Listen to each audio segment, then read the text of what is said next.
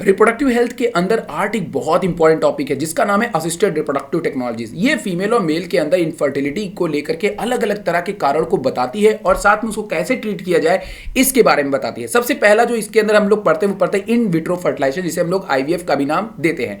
In vitro fertilisation के अंदर हम लोग दो तरह की टेक्निक की बात करते हैं। एक होता है zygote intra fallopian transfer gift और एक होता है इंट्रा यूटेराइन ट्रांसफर आईयूटीज।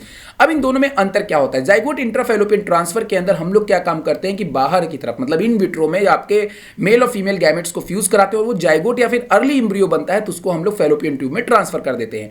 उसके बाद इंट्रा यूट्राइन ट्रांसफर में क्या होता है कि हम लोग बाहर से जाइगोट बनाते हैं, बाहर इन विट्रो जाइगोट को बनाते हैं, लेकिन उसके बाद जब वो पूरी तरीके से खूब ढेर सारी सेल्स डेवलप हो जाए, मतलब जब वो 8 से ज्यादा सेल डेवलप हो जाए तो उसके बाद हम उसको यूट्रस में ट्रांसफर कर देंगे ताकि वो बेबी बनाना जो है वो शुरू कर जाए। अब इसी के कंडीशन में एक दूसरा भी मेथड होता है जिसका नाम है गैमेट इंट्राफैलोपियन ट्रांसफर, जिसका नाम है गिफ्ट या GIFT। इसके अंदर हमको क्या होता है कि डोनर से हमको गैमेट्स को लेना होता है, जिस गैमेट्स और उसके बाद हमें दूसरे एक्सेप्टर के अंदर उसको जो है वो डालना होता है, मतलब स्पर्म को लेना है और किसी के फैलोपियन ट्यूब में डाल दीजिए जहां पे फर्टिलाइजेशन हो जाए और फीमेल पूरी तरह से फर्टाइल हो जाए। उसके बाद अगला मेथड है ICSI इंट्रासाइटोप्लाज्मिक स्पर्म इंजेक्शंस। इसमें क्या होता है कि अगर कोई एक फीमेल है, वो अगर कोई मेल है उसके पास एक ही स्पर्म है तो एक एग को लेकर के एक फीमेल के स्पर्म को लेकर के इंजेक्शन के थ्रू उसके अंदर हम लोग इंजेक्ट करते हैं, उसको हम लोग जनरली ICSI का नाम देते हैं।